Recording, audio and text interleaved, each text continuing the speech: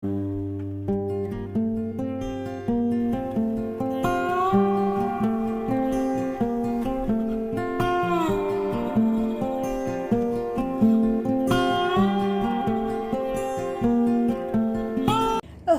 good morning and welcome to day 4 of vlog. No, it's not. You can tell us early in the morning. Autumn in August. There we go. It's 7:15 in the morning, and Glenn got up at 4 to go to work and got the dough out of the fridge for me, so it's all risen up again. So it's had its sleep. The oven's on, and these what they look like. Wow, I'm just so chuffed with them so far. So let's hope this works. As you can see, I didn't get it quite even. I've got to put more in that pan than I did that pan. In the recipe it says if you've got 2 smaller pans, she gives you the measurements of the pans and everything, is brilliant, then you have to split the dough. So I said to Glenn, if this works, I'll have to go out and get the one big one. So I think that would be easier. But look at the bubbles on that. Unbelievable. Right then, Elmy's got zoomies at the moment. Where is he? Here he is. Say hello. Hello. You've got zoomies this morning. Yes, you have. Yes, you come and woke Mum up at 6:15, didn't you? He meows in my ear and stands all over me. Mum, I want feeding. And then we have zoomies.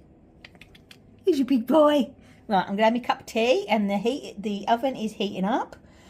So fingers crossed, in a little while we'll have loaves.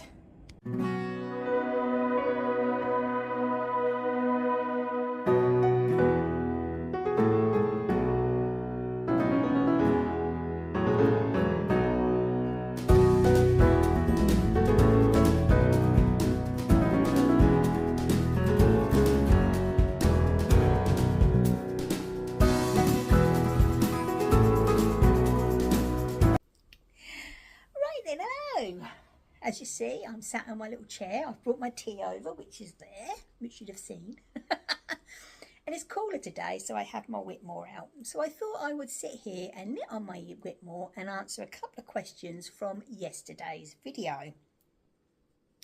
Now, I am going to put up some pictures that was taken this morning. You'd have already seen a little video of the sourdough bread that went in the oven. Before it went in the oven, and oh my gosh, this bread is amazing.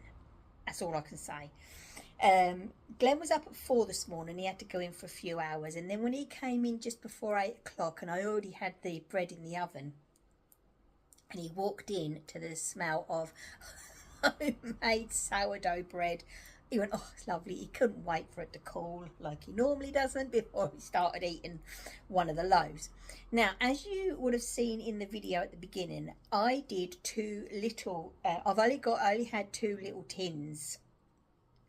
But luckily, in the actual recipe, which I'm going to tell you all about, there is got what to do for, you have to halve it for 2 certain size tins, which is what I've got, or you make 1 big loaf for 1 tin.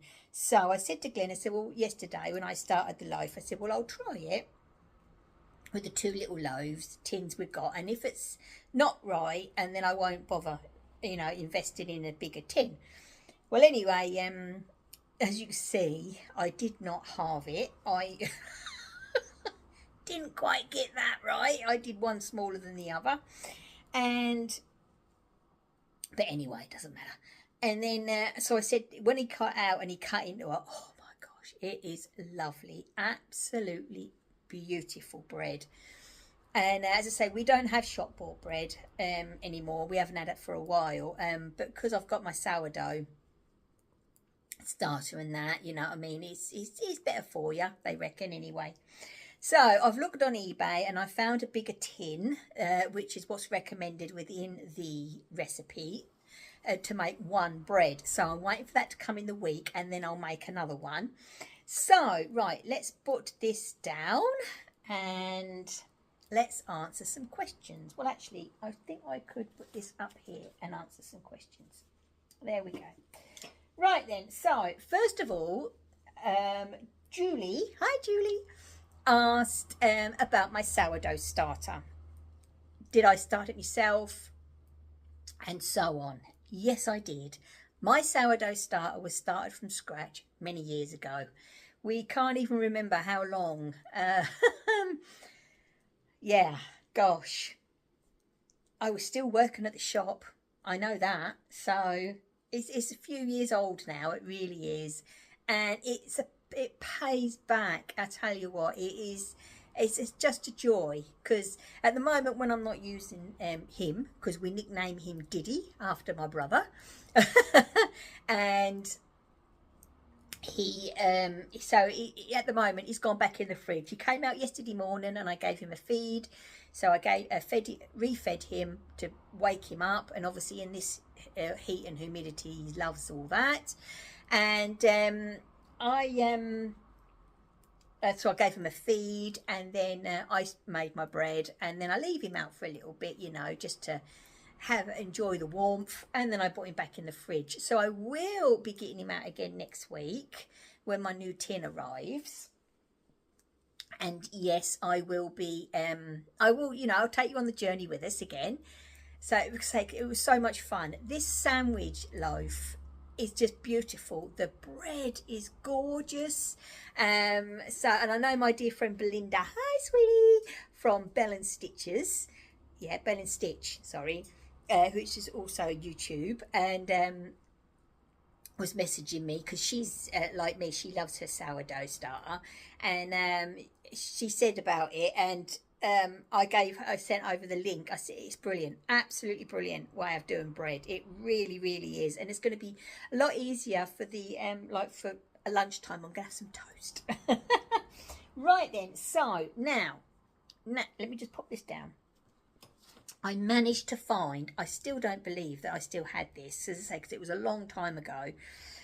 And I have looked, and this is still available. You look on the whiff. That's a bit better, right. I had a look online, and it is still available. And it's how to make a sourdough starter. Now, this is what I did, okay? Now, it does take a while. It's not something that can be done over in a week or so. It does take a while. You keep feeding it, you know what I mean? You have to keep it alive. It is a living little thing. It's brilliant, absolutely amazing. It's so fascinating. That's all I can say. I find the process so fascinating, and the stuff you can make. Oh my word, I have made pumpkin, obviously. That word has to crop up. Pumpkin cinnamon rolls, sourdough. Oh my goodness me, they are adorable, and I mean that. So I still have the original, and it's Valishili, whatever it is. Anyway, right, so there is the name of the person, okay, and this is the how to make a sourdough starter. So it is a couple of pages, you know what I mean, and you know, obviously I wrote notes, but you know, read it through thoroughly, really do, and you know, do the process. It does take a little while, and this is the best time of year to do it because they love warmth. Sourdough starters love warmth. It's like in the winter when I do the bread, it does take longer to what's it called, ferment, for whatever the word is, you know, to make a loaf, because obviously it needs the warmth, because it's a natural yeast. It lifts off the air basically. So there she is again. So that's the lady. So if anybody else is interested, go to her. Honestly, I would recommend that. So I wouldn't have my Diddy if it weren't through there. Right, and let's have a look. Also, someone asked, did they? No, I thought I would just let you know. Gosh, that for this, the new, you know, the new loaf, it's called Easy Sourdough Sandwich Bread. And it's online, but you can print off the pattern, which I'm going to be doing. And it's by Alexandra's Kitchen. I will put that on there for you. And yeah, honestly, look online, and I was so impressed. It is such an easy recipe. If you've already got a starter and you want to try a sandwich loaf, definitely go for that. Okay then, right, so that's everything on the sourdough. Now someone asked, it's Hazel, hi Hazel, about the cross stitch. Now actually there was a couple, oh damn, there was, and I've replied to you, but I haven't written down your name, sorry. But we'll do Hazel first. And Hazel was asked about the stitches in cross stitch, about, you know, being all in the same direction. Yes. So I'm a lefty, so I go from here to here across, and then from there to there back, if that makes sense. So being a right-hander, you would go that way and then that way. But as I say, you know, my friend Teresa, she does a cross at a time, but I don't. I do mine in half cross stitches first, and then I go back. Just the way I've always done it. Yeah, so yeah, they do. So if you're underneath, the first half cross is gone this way, then they all go that way. Let's see if I can find. Here we go. Oh look, this is ideal. Right, let's take this one out, for instance. Okay, oh, it's hard to see because this is a 16 count, I think. But if you look, all those little dilly crosses are all going in the same direction. So yes, they do. You know, it does look better. It really does look a lot neater. I'm having a day, and I just want to quickly pop in. I forgot to answer the second question on the cross stitch, didn't I? Just doing my video editing, and I thought, hang on a minute. Now, the other question was about the Ada. Now, I use 14 or 16 count Ada. 14 count is obviously easier to see because it's literally, when you go 14 count, it's 14 crosses to the inch, and so on. So obviously the higher the count, the smaller the stitches, so, and the smaller the holes. So yeah, my work is all mainly done on 14 count or 16 count Adas. I just find them easier, and I love 14. My scarecrow one is on a 14 count. Okay then, I'll hand you back. And I think that was everything. Yeah. So I'd like to thank everybody for the comments that I got about the little video that I did yesterday on the cross stitch, and I'm so happy that has helped some people out. I really am. So yeah, so I'm going to carry on sitting here. I'm going to drink my tea with my little feet up on my new little stool. And I'm going to do some more rows on my Whitmore. I really would like to get this off the needles. To be honest with you, I love, so this is my fourth, so you know what I mean, I obviously love the pattern, but it's I love doing the lace. It goes so quick, but when you get to the body, yeah. And I like sleeves. I don't go on Sleeve Island, I'm afraid, because to me, I feel that the sleeves, when you've done the sleeves, it's finished, in it, you know what I mean? So I seem to work, I like the sleeves. So, right then, okay, so I'm going to call that quits for today. As I say, it's going to be a little quickie. Glenn is abed now, obviously, because he's in again tonight. Tomorrow is hair trim day, so we'll be having that done in the afternoon. And I've got work, a lot of work to do next week. So I think that's it for today. Yep, so I am going to leave you now until tomorrow. Little Elmy is upstairs with his dad.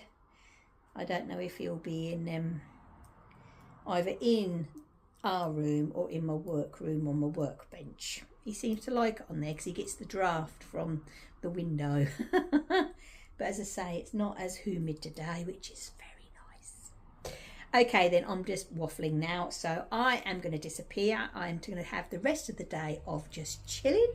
I might even pop the Olympics on the TV and see what's going on, or if not, I'm going to watch some YouTubes.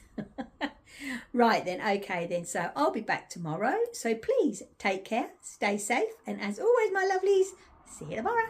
Bye. crafting. I missed that bit.